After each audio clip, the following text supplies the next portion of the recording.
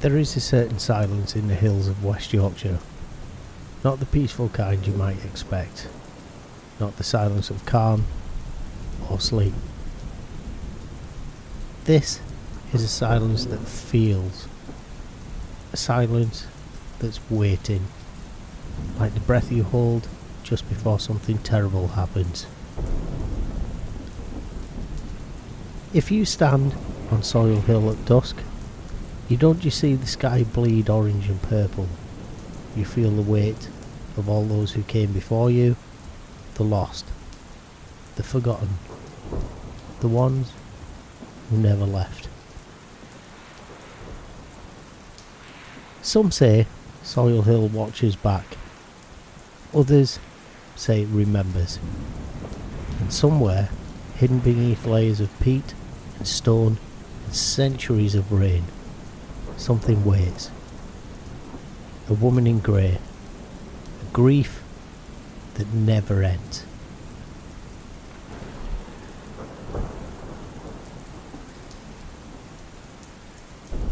Some places don't want to be walked on.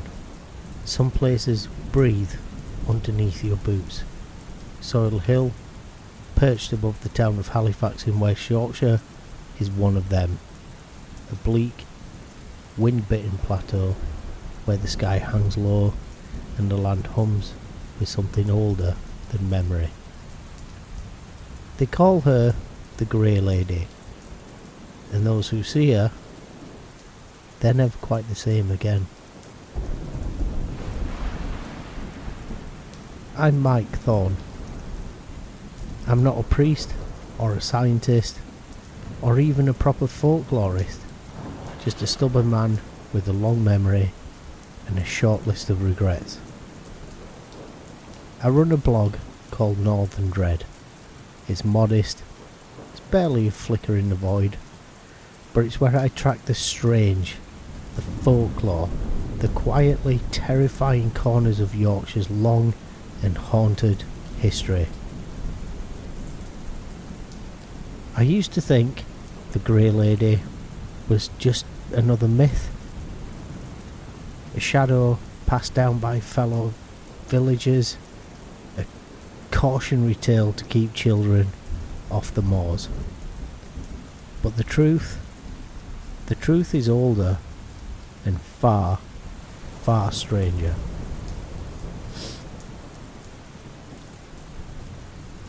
I first heard her name in a den-home pub.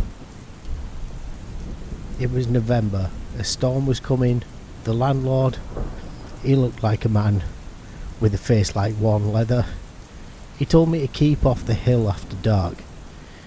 He told me that his cousin lost a dog up there, said the air, it goes funny, it smells like iron and milk. He said it was almost like something was being born, but wrong. Me, I thought it was pub talk, until the stories piled up. A woman in Ogden found her child standing barefoot in the garden, staring at the hill. Said he spoke in a voice that wasn't his, something about the widow waking. A farmer lost 6 sheep overnight. There was no blood, no wounds, they were just laid dead. Hoof prints circling the bodies, and they were all facing north. In Mixenden, an old man stopped speaking after a walk on the old drover's path. Doctors said it was a stroke, but when he died, his wife found the words, "Forgive me, Ellen," scratched into the inside of his wardrobe. A teacher at a school in Homefield collapsed during an assembly in 1988. Witnesses said she screamed, "She's under the hill," just before she hit the floor. She was never the same. Another local tale tells of a cyclist who went missing in the fog around Soil Hill in 2004.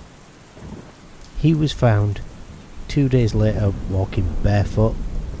Bike that was left rusted in a ditch. He had a mouthful of old coins, Georgian shillings. No explanation, and he hasn't spoken since.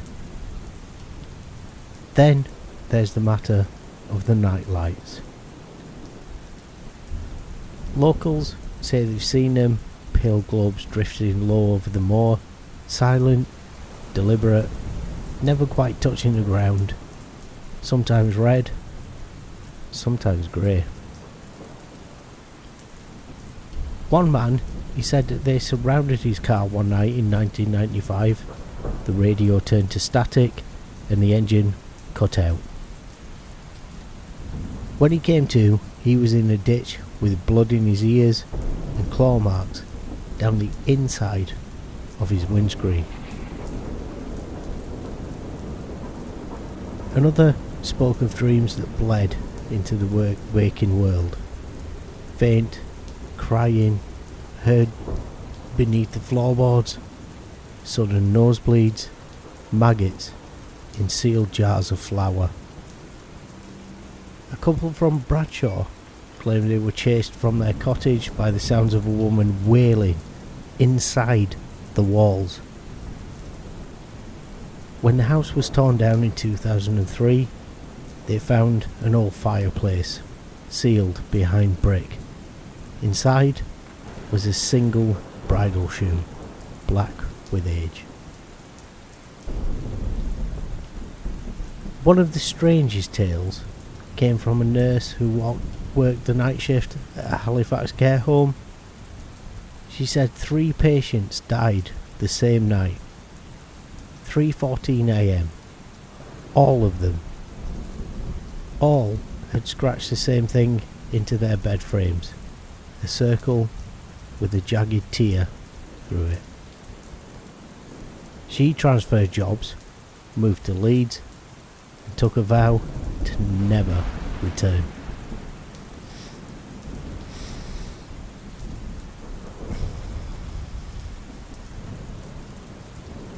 My dreams, they started a week later.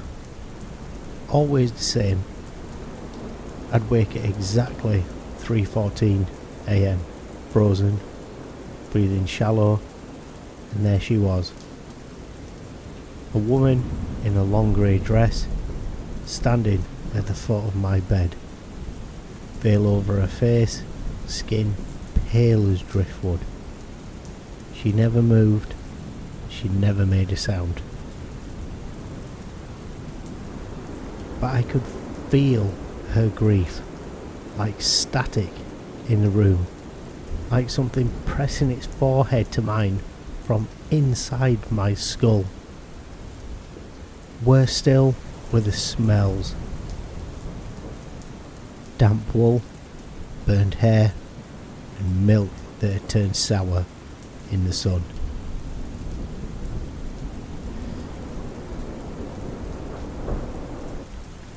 So I began to research, not just internet scraps, real records. The first mention dates back to 1647. A preacher named Reverend J. Winthrop wrote in his journal, "A morning shape is seen at the hill's edge. It watches the village. It waits for the plague." In 1712, children went missing from a chapel school near Ogden. 4 were found 2 days later inside a dry well, naked, hair grey, fingers torn. In 1784, a widow named Ellen Gray buried her child and husband in the same week. She was seen walking Soil Hill, wrapped in her wedding veil. Witnesses claim she would scream into the fog, claiming for the midwife of grief. It's said she made a pact, not with God, but with the land. A grief so deep so hungry that it rooted itself into the moor. She became part of it, or it became part of her. She was never buried. No records of a grave, no death certificate, but a name kept appearing. In 1856, sheep mutilations. In 1901, 3 missing girls returned with bleeding eyes, whispering riddles in Latin. In 1963, a fire gutted a farmhouse near the hilltop. Only one body found, arms outstretched, pointing towards the field. Skin grey, eyes gone. In 1982, a hiker was found impaled on a fence post near the summit. No footprints around him, mouth sewn shut with animal sinew. Each case strange, chilling, always drawn back to Soil Hill. I became obsessed. It was like she wanted me to dig. Then I found it. An ancient, fragmented folk tale buried in the archives of a private Calderdale collector. It told of a woman called Ellen the Mourner. Her husband had drowned in peat while laying stones, her infant taken by the grey sickness. They say she wandered Soil Hill with an old birthing blade, carving her story in stone. One slab remains. I found it, half buried under lichen and moss. It's not written in English, a blend of Norse, Latin and something else. It says, "The mother feeds the fog. She grieves forever. Do not name her. Do not follow her cry." But I had already said her name, and I'd already followed her grief.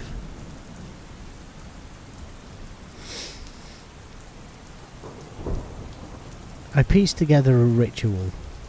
Old English protection spells, Catholic boundary prayers, her herbal wards, salt from the black earth, symbols burned into bone, not to defeat her.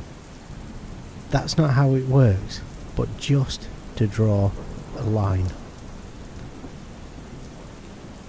It wasn't exorcism, it was a containment.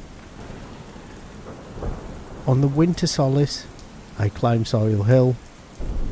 I laid the salt, spoke the names of the dead, offered milk and ash, burned rosemary and yew. And I said her name, her true name. The wind stopped, the trees stopped, even the insects stopped. The air collapsed inwards, and then nothing. The dream stopped. The land felt natural. Locals said the birds came back. A woman in Bradshaw, who'd been hearing her dead sister's voice, said it finally stopped. The fog lifted from Ogden. The well water ran clear, and the sheep, they lambed strong that year. I thought I'd done it. I posted a final entry, "The Grey Lady Banished." Barely a dozen people read it, but that was fine. That was how it was meant to be. I slept deeply, peacefully, every night, for almost exactly 1 year.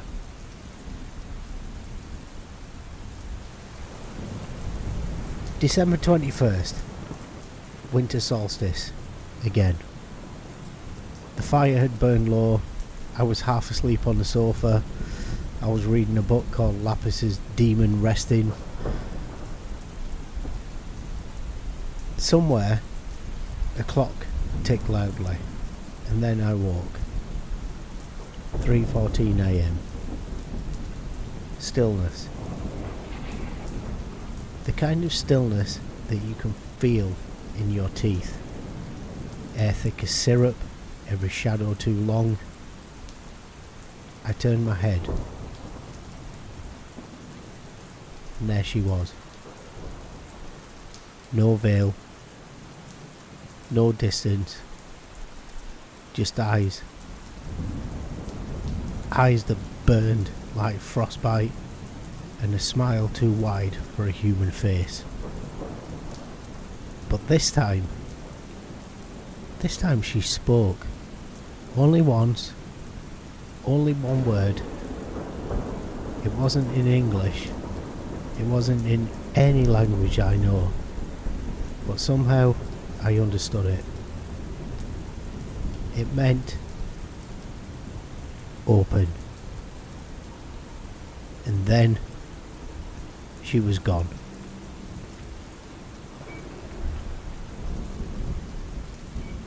I thought I failed the ritual, botched a step, missed a symbol, but it was worse than that. She let me banish her. She let me draw the lines. She let me think that I'd won, because containment, it gave her a shape. It gave her name some weight, and it let her root deeper. And now she wants more. I hear her in the static between radio stations. I see her behind my curtains when the wind stirs just right.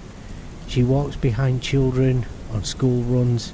She stands in the hill at dusk, watching the rows of windows as the lights come on one by one.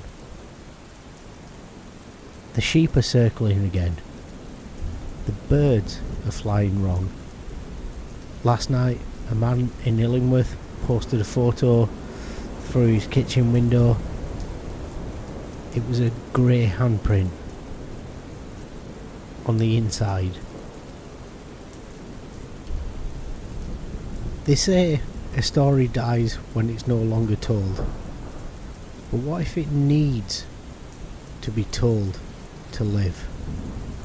What if every spoken word about her finds the grief she planted centuries ago?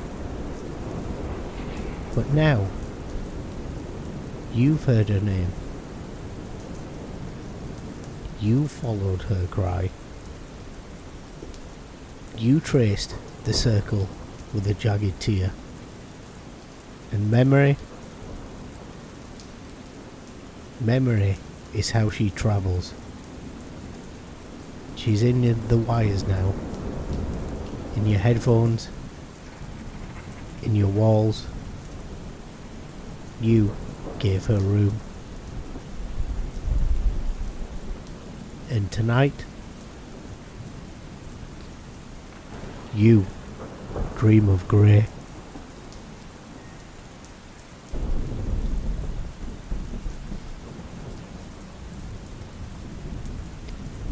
My name's Jamie. I hope you enjoyed.